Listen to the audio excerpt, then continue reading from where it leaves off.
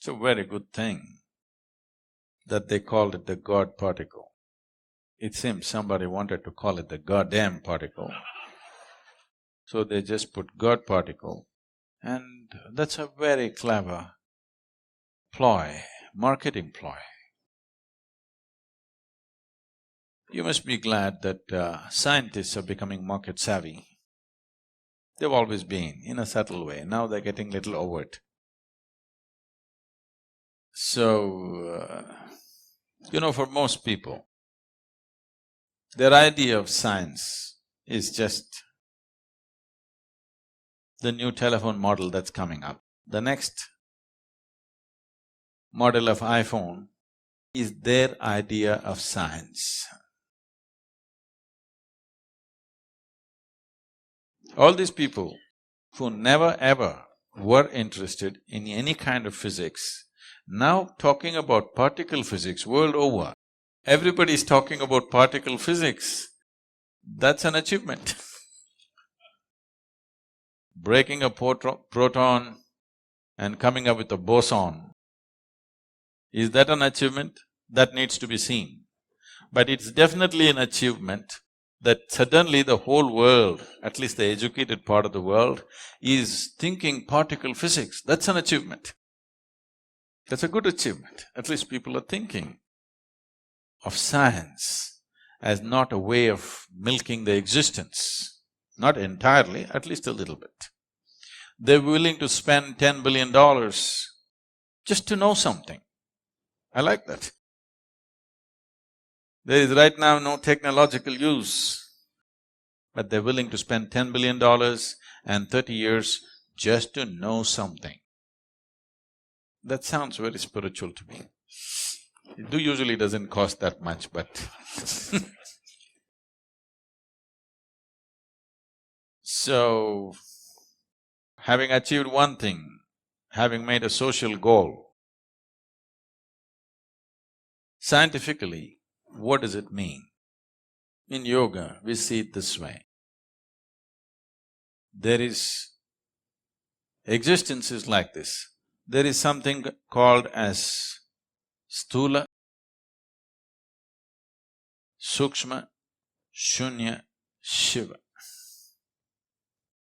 Sthula means the gross existence, physicality is sthula. Everything that you can see, everything that you can sense through five sense organs, everything that you can see, smell, taste, hear and touch is considered sthula. This can be analyzed with your intellect and understood and grasped. And this is always made of, as we know today, of anu or atoms, because it's physical in nature. It's a complete building block of existence is an atom. And if it's made of an atom, once enough number of atoms are there, we can touch it, we can smell it, we can taste it, we can see it if it becomes big enough. Initially in a microscope, after that with our bare eyes, we could see it. But if it goes beyond the perception of the five senses, but still it is physical in nature, we call it sukshma.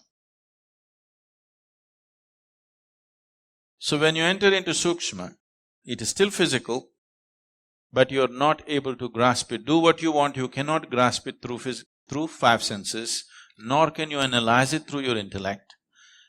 That dimension, if you approach it, we call it visheshagnan or visheshagnana.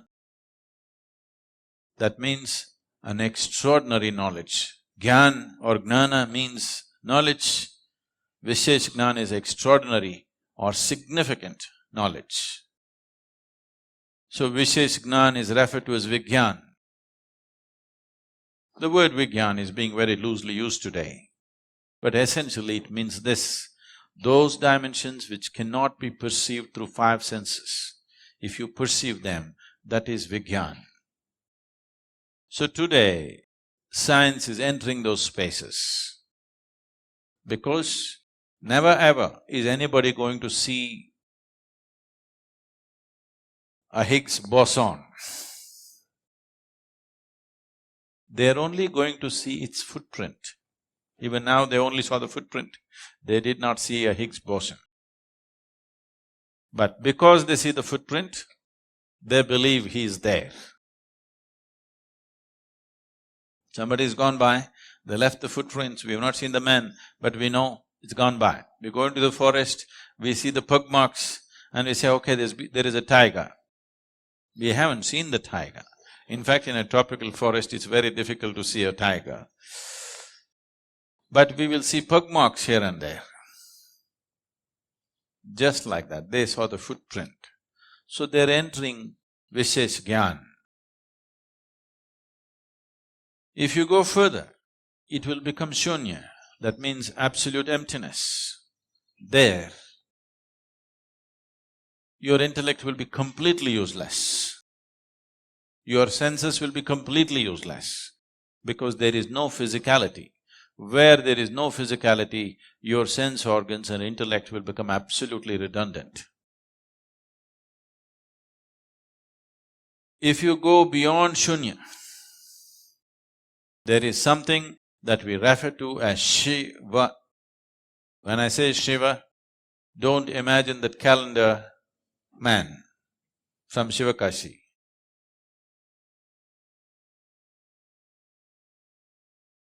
Shiva means that which is not. If you touch that which is not, we have always seen, it is not physical in nature. It is not physical in nature means it does not exist, but it is opaque.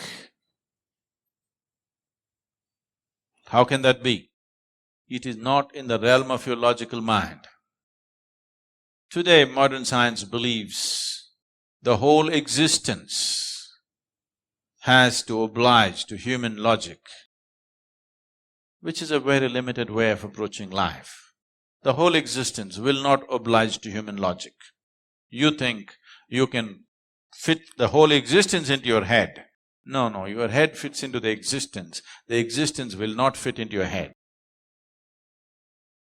Your logic can analyze the physicality of the existence. Once you cross the physical dimension, your logic is completely out of its realm. So, because this is a dialectical culture, the same science has been expressed in story forms. I cannot go into the whole story, it's a long story. But when I told this story to one of the top scientists in the world, when I was speaking to him and I explained this, see, this is how it is, this is the nature of the existence. This is from the yogic lore, but we are always told not to believe the lore till it becomes a reality in your experience. And this is the reality in my experience. If you go like this is what will happen. So when I spoke to this very top-level scientist, who's a Nobel laureate, and I was telling him that this is what it is, there were a group of… Hello? There was a group of them, and when I explained, this is how it is within me, what do you think? They said, Sadhguru, if you can give a mathematical backbone to what you're talking, this is Nobel Prize stuff. Can you give a mathematical background? I said, I'll never bother about the mathematics. It's true for me and it has transformed everything that I am because it's true for me.